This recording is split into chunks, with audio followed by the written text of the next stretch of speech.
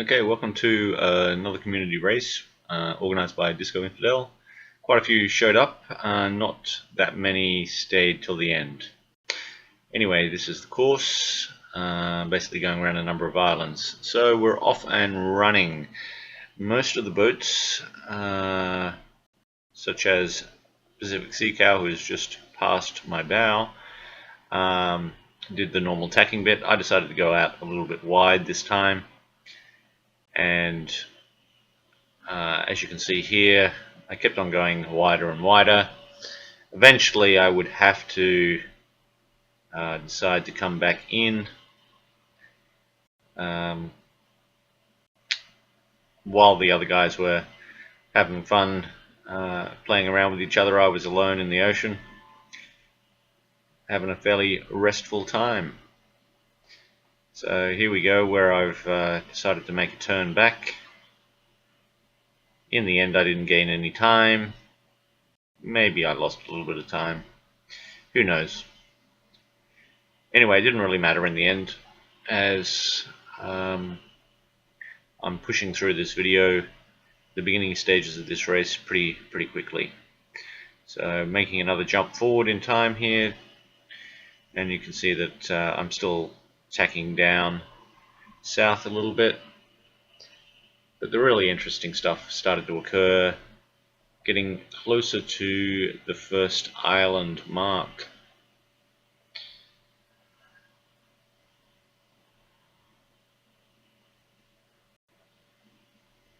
The closest boat to me there is Disco Infidel, and up in the corner, the top right, away from the cluster of boats, is Pacific Sea Cow. The rest of them are keeping up pretty well though. Anyway, much closer to the island now, and once again, just so that viewers can see a little bit of what's happening, very soon hopefully I'll be showing a couple of the boats as we get close. I'm on starboard tack here. Civic's getting very close. He has to tack away. Oh, in this instance he came across me, but there was one instance where he did not.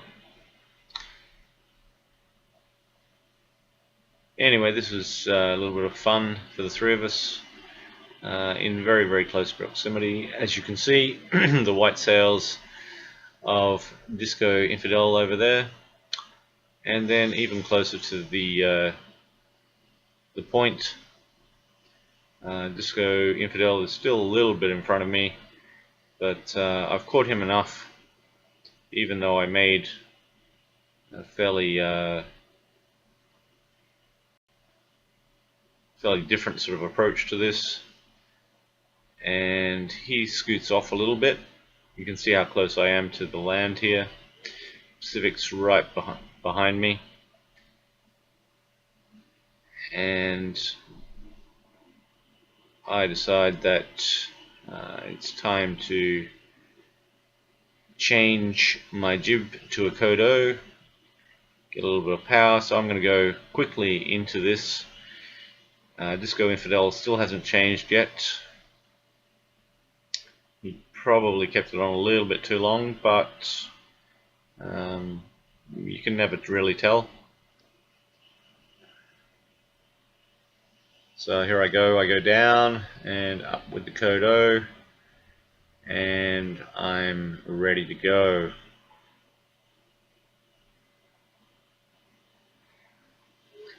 Just trimming up a little bit again, and as you can see, he's luffing and obviously having a bit of trouble bringing up his code O, which allows me to catch him quite quickly. Just at the end there, you saw that he'd trimmed up sufficiently.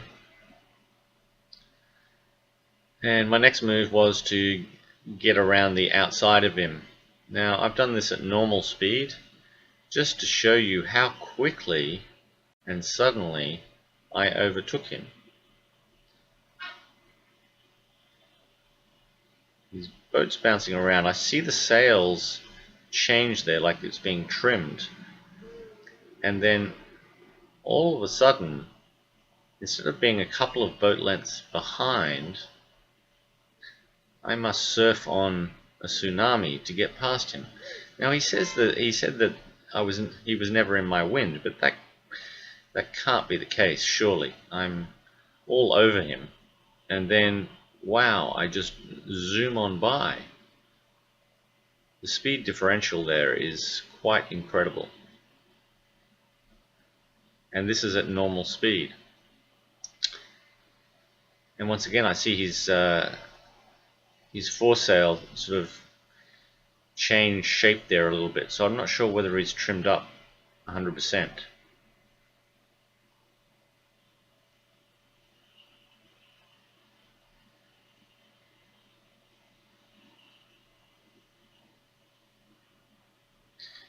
Anyway, on we go, and as you can see, Pacific is still a fair way back there, but you'll see in a moment that Pacific actually starts catching us. He's got some tricks of the trade which I would like to learn from him. So he seems to get the best boat speed on these beam and downwind runs.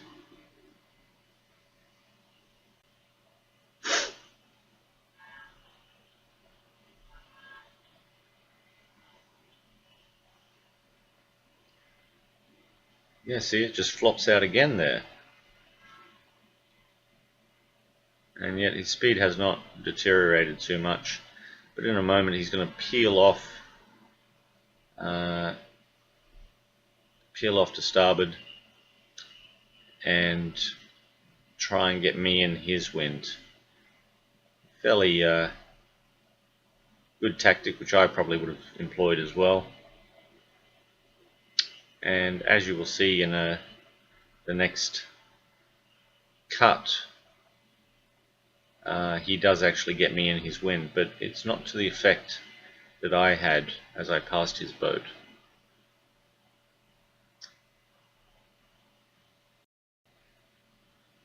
Also, going in that direction there, he must be losing a little bit of time. I'm on 96 TWA. Anyway, the cut was made, and we're just a little bit further in front. And very soon you're going to see the yellow indicators around my TWA, TWS, and AWA, just because, yes, here we go now. I'm in his wind. He is quite a long way away, so the effect is not that bad, but then it gets worse and worse, and I need to change course a little bit to see if I can get out of his wind. Initially I go the wrong direction, and then back to where the mark is, or where the waypoint is. So the next island coming up is where we're going to change to a Jenica, and although he's a little bit in front of me at the moment, he's wide, so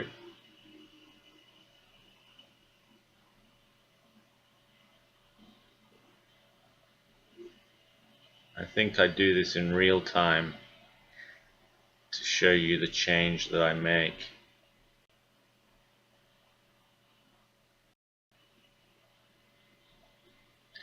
Anyway, it was a great course, and Disco Infidel and myself were chatting on Discord, and it was good fun.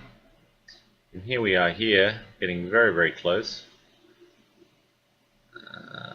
Not that close actually, it looked closer at one stage. And I'm still keeping my code O as much as I can, and I'm going to make a fairly large turnaround here, and as I do, down goes my Kodo and up comes my Jenica. You can see that he must be putting up his Jenica at the same time. He'd slowed down considerably, and with that, basically I'm in front for the downwind leg, and I finally get to the real course I need to be. A bit sloppy there. Should have changed course first before trimming up twice. And just looking back at those two guys. For the rest of the leg here, they got closer and further away. It was interesting to see that the wind in different places was different. And you know, the speeds that we were getting were varying depending on where we were on the course, and so those two guys were catching, and then I was pulling away depending on the wind conditions. But it seemed like we kept mostly the same. Anyway, I'm going to make a cut again here to the next island, or getting close to the next island, and the turn, which I did a bad job of. Once again, I went way too wide. I should have gone much more northerly, and this allowed both Disco Infidel and Pacific Sea Cow to get right back in it. As you can see, Pacific Sea Cow has done a very, very tight turn there, risking beaching himself, but it doesn't really matter in the end. This is sped up incredibly quickly, and it will go to the end of the race here. At some point I needed to cover Pacific Sea Cow because I thought he was doing way too good a job, and I was worried about him getting a wind shadow on me. So I did actually come across his path a little bit just to cover him a bit more. And otherwise, Disco Infidel was off to my port aft, obviously, and I thought he had a little bit better conditions to come up and maybe challenge me as well, but it was only a few degrees of difference there, the wind angle.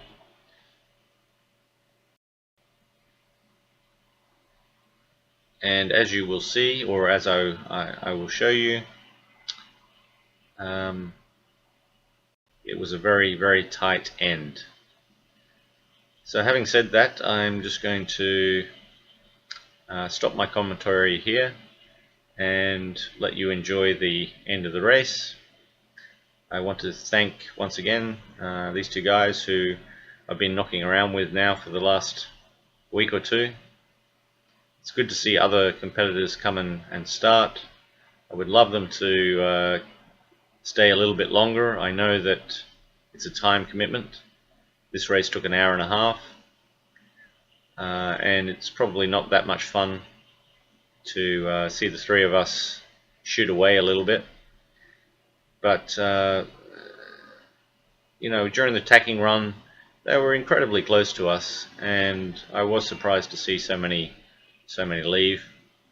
But that's okay, as long as they get a taste of it, and hopefully they will build their skills and come along more regularly and be challenging us guys, or beating us guys, in the coming weeks. Anyway, enjoy the end of the race, and thank you very much for watching.